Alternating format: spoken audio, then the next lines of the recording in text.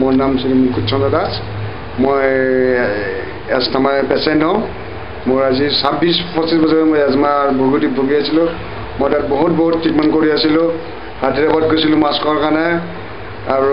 বৰঠাকুৰ ক্লিনিকত আছিলোঁ আপোনাৰ মই জালুকবাৰী আয়ুৰ্বেদিক হস্পিটেলত আছিলোঁ 3 মাহ মই একো বেমাৰ ট্ৰিটমেণ্ট দাৱাইটো খাওঁ একো মই ভাল পোৱা নাছিলোঁ আজি মই যে ছাৰৰ তাত এছাম ক্লিনিক ন মই দাদা এজনে মোক লৈ আছিলে তাতে কিটকেট লগালে মোৰ বুকুত আৰু পিঠিত লগাই দিলে তাৰপিছত মই কাণত এতিয়া আপুমাংচাৰ লৈ আছোঁ মই এতিয়া ছাৰৰ পৰা ইমান ধুনীয়া বস্তুবিলাক পাই আছোঁ মই নিজকে ৰিলিফ পাই গৈছোঁ তাতে বহুত এনাৰ্জি পাই আছোঁ তাতে আৰু এতিয়া মই যিটো ইনহেলাৰ লৈ আছিলোঁ এয়াৰকেট ইনহেলাৰ মই মাত্ৰ কেতিয়াবা এদিন লওঁ মাহত বা সপ্তাহত এদিন আনে খুব কম মই ইনহেলাৰ এৰি দিছোঁ এতিয়া আজি লোৱাৰ কাৰণে একো দাৱাই বেলেগ নাই ছাৰ তাত খালি মই মাজে খালি কাণৰ এইটো লৈ লওঁ আৰু বেলেগ একো মোৰ টেনশ্যন নাই ছাৰে মোক বহুত হেল্প কৰি দিছে